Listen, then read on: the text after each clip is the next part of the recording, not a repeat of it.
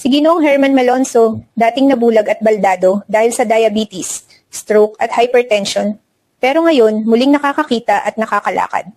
Paano niya ito nagawa? Ako si Herman Malonzo, na taga sa Petro San Simon. Nagkasakit ako ng diabetes, meron akong tumaas sa high presyon, na-atake po.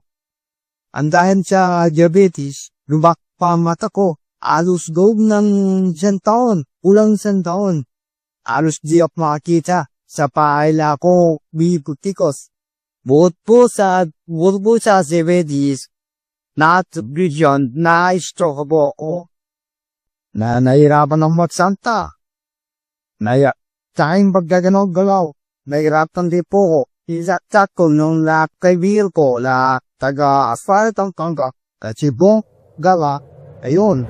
Sabi sa akin subukan ko albeo. Ano ba yan? Sabi ko sa kanya. Hindi ko ito, subukan mo. Baka makaganda sa palingin mo. Tapos sabi, sinubukan ko ako. Masubo ko. Sa loob ng ilang araw lang. Makaroon siyang 2 bote. Ay talagang unti-unting nakakita aking mata. At ang aking alta presyon talaga. Ayos work, laging pirmi. Maganda ng pulso ko. Ayun. Ayos. Nung ilang araw na yun, awalyan tinuloy-tuloy ko ang aking kontek ng albeo. Talaga maganda ang pakiramdam po. Para sa halat kagabi nga. Tulog na lamit tayo. Ay la, pa tayo.